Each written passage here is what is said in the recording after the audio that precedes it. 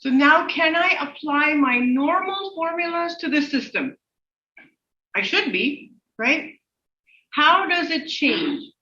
So for example, how will my Newton's second law change for this case? So I will write my Newton's second law.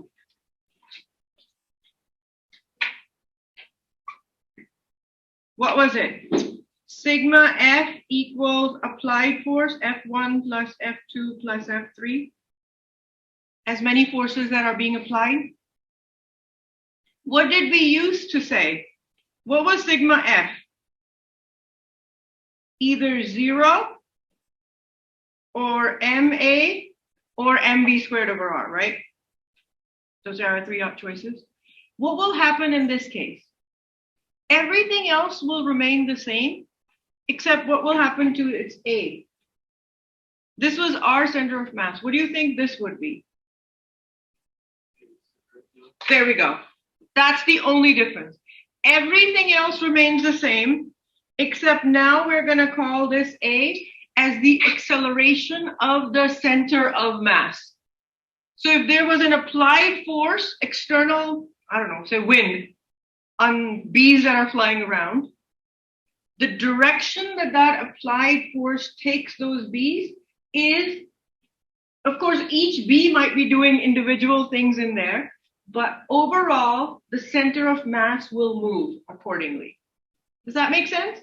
So instead of considering every single fluid particle, every single bee, about what every single bee is doing, just average it out, take the center of mass, make sure that's the thing that you concentrate on. Got it? Okay, good so far? Now, how does, another way of writing Newton's second law was dP over dt? Yes? What is this P for a system of particles? What's the definition of momentum? Good. So how do you think it changes in this scenario? So the mass will become the total mass. And what happens to the V? There we go.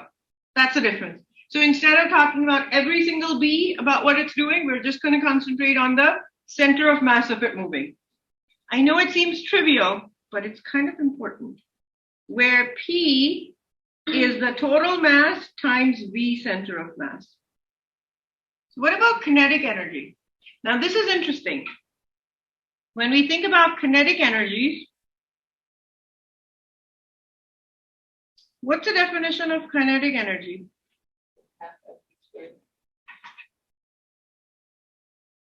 How does that change for a system of particles? This is the one where it becomes interesting. Because in this case, you will consider the center of mass motion plus the motion of each individual B as well. So the way this equation will change, this will change where you have that part plus each individual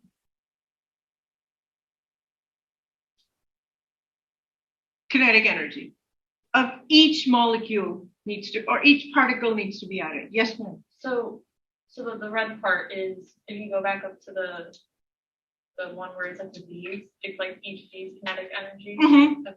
So kinetic energy is the only one. Remember under last ones when we were applying Newton's force, we just said, oh, just consider the center of mass motion. When you're talking about momentum, just consider the motion of the center of mass. Kinetic energy is the only one that's different. You have to consider the center of mass kinetic energy plus the kinetic energies of each of these individual particles that are in there. So thinking about the bee swarms helps, at least in my head. Molecules are vague for me, but if I think of like bees, or if you want to think of cows, whatever comes to your mind, but cows cannot be three-dimensional.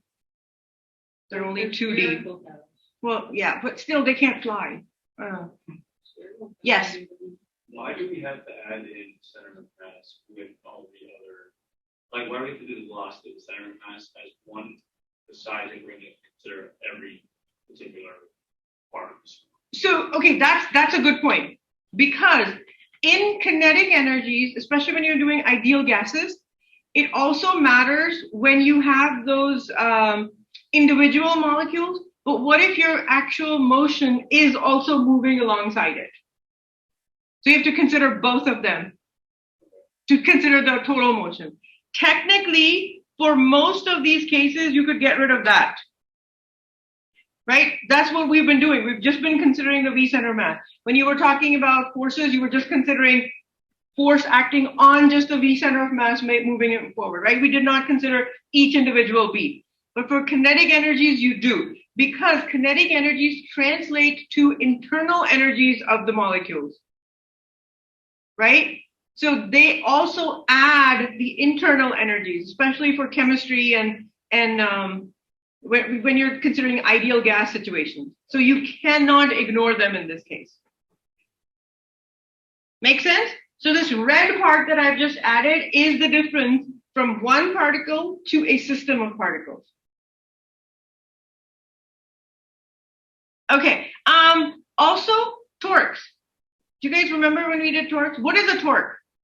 Torque is a force that causes. So how will that change?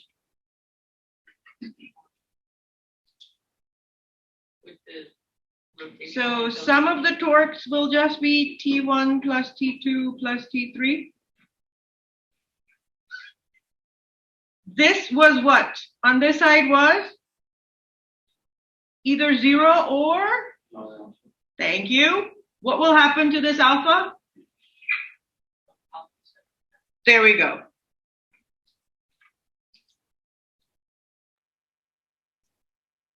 Also, we defined, just like here in Newton's second law, we also defined the torque as something else. We defined it in terms of angular, what was it called? Angular momentum. And this would be sum of the torques I of each individual force, each individual particle that's acting on it.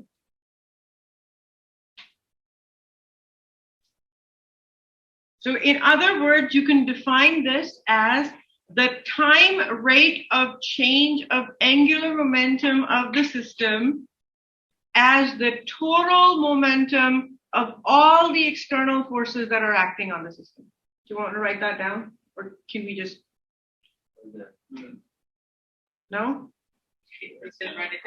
You all said write it down. Okay. So, in other words, we can say the time rate of change of angular momentum of a system of particles is equal to the total moment of all the external forces acting on the system. Which means, may I write this as d over dt of sum of Ri times Pi? Yes? So if there are n particles, the sum is over I. It goes from 1 to n. So I'm not repeating that. That's the same thing. Or this could also be written as d over dt of Ri times mvi. Is that true?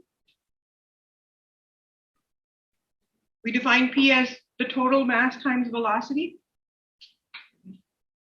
Okay, so may I rewrite this as d over dt of Ri times mvi plus Ri times m dvi over dt. I can do that, right?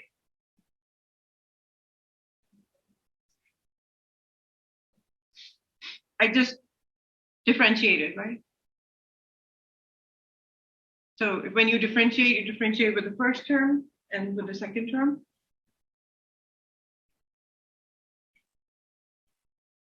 Is this vi d over dt of r? Is v, right? Is this acceleration?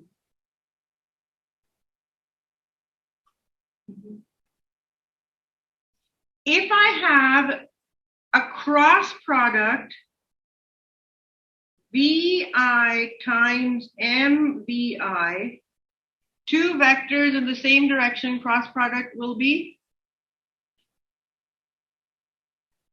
So cross products, guys. A cross A is always y, because sine of 0 is 0. So two vectors in the same direction, cross product will always be 0. Everybody knows that, right? Okay, good. So this will just be 0 plus ri times ma. I should probably call it I. And what is this? R times F. What is R times F? Torque. Thank you. Isn't that what I wrote in the writing? Does everybody understand that? How we did all this math? Yeah. Okay, good.